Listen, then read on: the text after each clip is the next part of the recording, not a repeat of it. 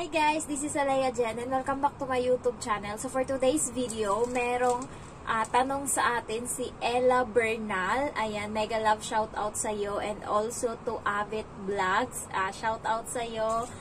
Kahit wala na siya dito sa Hong Kong, for good na siya, pero parati pa din siyang nanonood ng vlog ko and binibigyan niya ako ng tips kung ano yung mga gagawin. Ayan, so thank you so much. Ayan, and then Kuchintang Kulot, mega love shout out. So ilalagay ko yung mga comment nila dito.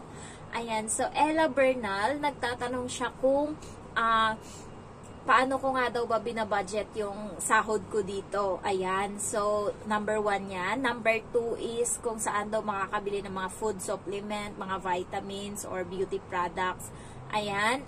And then, si Kuchintang Kulot, ang tanong din sa akin kung magkano din yung ano ko na pera, ayan, sa pag day off ko. Or mag-hiking daw ako, or magkano daw yung budget sa isang araw pagka day off. So, sasagutin ko siya ngayon lahat.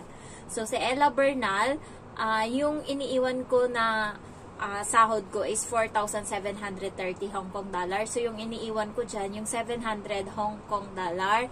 Or minsan, depende sa mood ko. Minsan, nagpapadala ako for 1, for 2. So, matitira sa akin 500, ganun. So, nakadepende sa ano ko, kung meron akong, minsan kasi may binibigyan pa ako na iba, ganyan. Ayan, so, inaano ko yung iba. Ayan, so, may halimbawa, may kapitbahay kami na medyo tumulong sa amin dati. So, nag-aabot ako dyan 500, ayan, 2,000, 1,000, ayan. Alam naman yan ng mama ko kasi kahit naman nung nandun ako, ano talaga, mapagbigay talaga ako kahit na maldita ako, prangka. Pero, pagdating sa mga ganyan is malambot yung puso ko. Ayan, char. Ayan, so, 7,000, bali, ano na lang, 500 na lang yung matitira sa akin. Bawasan ko ng 100 sa Octopus. Ayan, yung Octopus is yun yung ginagamit namin ditong card kapag nagta-travel kami like using train or bus. Ayan, so yan yung ginagamit namin. And then, 100 sa load. Ayan, so load yan sa isang buwan is 100. Pero may mas mura na load guys. Kaso ayoko lang palitan yung number ko kasi ito nang yung kinukontak ng amo ko sa akin and ito yung contact ng agency ko sa akin. Kaya hindi ko siya pinapalitan. Ayan. So may natira sa akin na 370. Yung 370 na yan, pinagkakasya ko yan siya sa isang buwan na day off ko.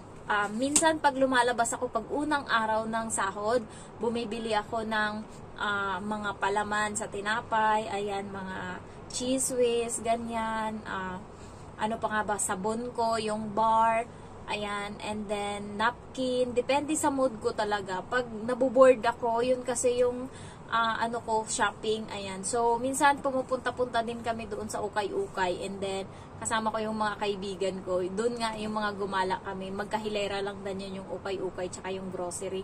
And then napapabili kami ng mga snacks, mga Filipino food. Bumili din ako ng suka na yung may sili, yung dato puti. Dito kasi meron nun 70 pesos ata siya mahigit kasi 11 siya.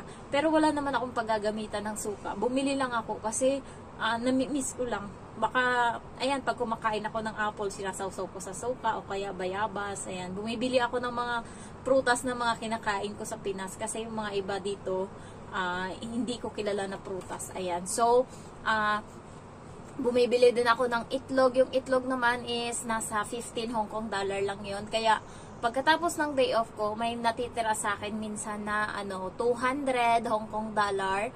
Ayan, so yung 200 na yan, pagkakasyahin ko na yan. Kasi hindi naman ako kumakain pag day off ko ng umagahan. Diretso tanghalian na ako. And yung tanghalian ko, nagbabudget ako ng 50 Hong Kong dollar dyan. Kasi sa Cafe de Coral, 50 yon. Yung chicken curry, yung may dalawang rice, dalawang chicken and 1 rice, 50 yon. And then, sa Jollibee naman, 36 naman yung 1 piece chicken with 1 rice. Ayan, pero kasi minsan yung kaibigan ko, nagbabaon siya ng kanin and dinadamihan niya. So ako, sinasabi ko sa kanya na ako na bumili ng ulam namin kasi yung chicken curry, dalawang chicken yon. So, sa kanya yung isa, akin yung isa, and then mangingi na lang ako ng kanin niya pa. Kasi kain construction talaga ako. So, ganun yung ginagawa ko. So, nakakatipid ako. And then, bago pala ako umalis dito ng bahay, is naglalaga ako ng itlog na 2 peraso. Nilalagay ko siya sa bag ko, pero hindi ko siya kinakain. Pag uwi ko ng gabi, at saka ko yan kakainin dito sa taas, sa kwarto ko. Ayan. So, yun yung hapunan ko, itlog, and then may biscuits ako dyan sa taas. Mga ko ng mga biscuits ko, hindi ko pinakita na nilagay ko dito. And, bumibili pala ako ng tinapay ko pang 1 linggo. So, yung budget ko sa tinapay is 10 Hong Kong dollar. So, konti lang talaga yung nagagastos ko. Kasi yung mga sardinas, and then noodles, ayan, yung mga pancit canton, amo ko na yung may may sagot niyan. Siya na yung pinapabili ko. So, minsan lang, pag may gusto akong kainin, ako yung mga bumibili ng mga snacks ko. Yung biscuits ko pala guys, sobrang dami na dun sa cabinet. Kasi, pag pumupunta kasi ako ng shop, ayan, sa Park and Shop, dun ako namimili. Ayan, so, tagda 2 biscuits yung binibili ko. So, hindi ko naman nauubos. Yung Oreo na 13 pieces yung laman, ayan, 2 pack niyan, so, andun pa, and then may mga biscuits pa ako nung mag-iisang buwan pa lang ako dito, andun pa din yung Presto, Skyflakes, yung Grahams ko galing pang Pinas, ma-expire na siya, kaya inano ko na siya, niluto ko na. So, walang mangga dito, hindi ko alam bakit walang mangga na mabilhan sa palengke, kaya yung nilagay ko is yung saging. So, naging banana Grahams na yung Grahams ko. So, ipapakita ko sa inyo mamaya. Ang gatas kulang guys, pero pwede na yan. Ako lang naman kakain, hindi ko naman binibigyan yung mga amo ko, kaya okay lang yan. And then, ipapakita ko na lang sa inyo yung Grahams ko mamaya. Nilagyan ko ng Oreo sa taas. So, pag namimiss ko lang, and then pang himagas ko, yun yung kinakain ko. And then, ano pa nga ba? Ganyan ko siya binabudget. So, every day off, 50 lang yung binabudget ko. And then, pagka siguro budget ko sa isang day off, 80, ganyan.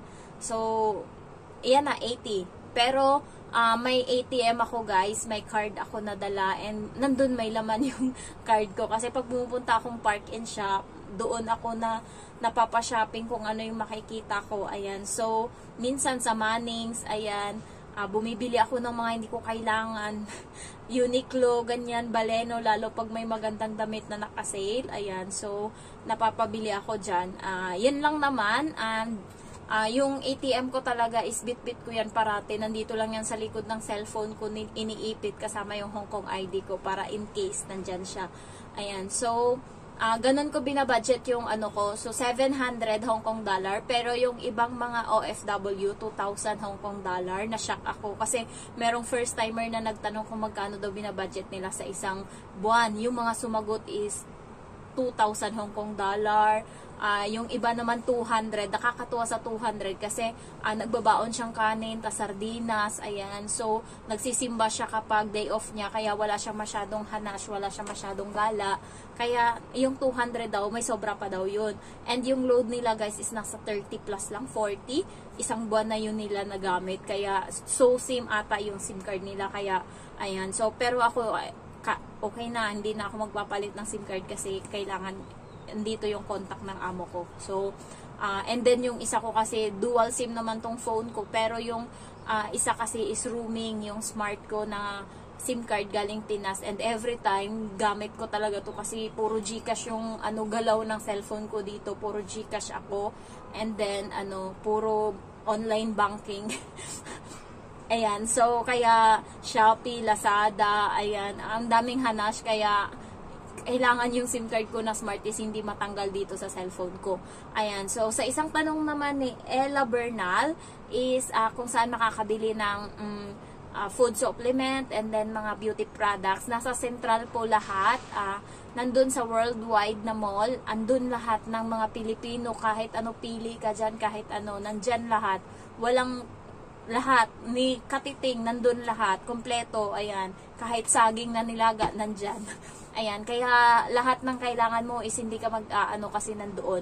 And then, si Katching Kulot, ano ba yung sabi niya? Sa hiking daw, sa hiking, magbabudget ka guys ng mga 150 siguro kapag gusto mo mag-hiking or ganun, or depende, kasi malayo yung kabihas nandito, malayo pa Halimbawa, galing ka ng Central, pupunta ka pa ng isang MTR, so 27 yung pamasahe. Pagdating doon, sasakay ka pa ng bus, and then pagdating doon, kakain kayo, magpipiknik kayo, or ano. So, magagastusan ka kaya be ready, magdala kayo ng tumbler para in case is meron kayong tubig. Sayang kasi yung 5 to 8 Hong Kong dollar. Tipid na yon. Pambili nyo na yun ng sardinas. Ayan. So, si Avet Vlogs, nagbigay siya sa akin ng advice. Sabi niya na bilangin ko nga daw kung ilan yung statutory sa araw or sa buwan na yon para yun yung ititira ko. Pero minsan kasi binibilang ko kung magkano ipapadala ko sa Pinas kaysa sa iiwan ko dito para sa sarili ko. Pero kaya pa naman, laban lang. Ayan, so thank you sa tips. Ayan, so binibilang ko naman kasi magastos talaga ako. Lalo pagka mayroong mga buy one take one. Ay, gusto ko yan. Kaya yun kasi yung stress reliever ko nung nasa Pinas ako shopping. Kaya dito, pinipigilan ko naman. Buti nga, sa isang linggo, isang beses lang ako lumabas. Siguro pagka marami, wala talaga. Lalo pag ako lang mag-isa, tapos pumupunta ako ng mall, inuubos ko yung oras ko sa kakaikot. And yung kakaikot ko na yun, may mga mabibit-bit ako. And then swipe, ganun. Kasi tumatanggap sila ng card. Ayan, yung card ko is BDO. Yun yung pinangsalpa ko, pinangbabayad ko. Ayan, so, kaya kailangan, pagka maluho tayo, kailangan masipag din tayo mag-YouTube. Masipag din tayo mag-upload. Kasi maluho nga tayo, diba? Para may panggastos tayo sa luho natin. Ayan, and mega love shoutout sa mga lahat ng mga nakakakilala sa akin.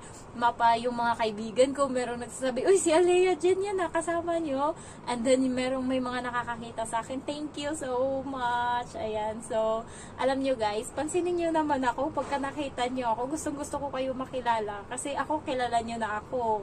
Kayo, hindi ko pa kayo kilala. Gusto ko kahit makahay man lang sa inyo. Ayan, so, yun lang muna for now, kasi magluluto ako ng tortang shrimp na may seaweeds.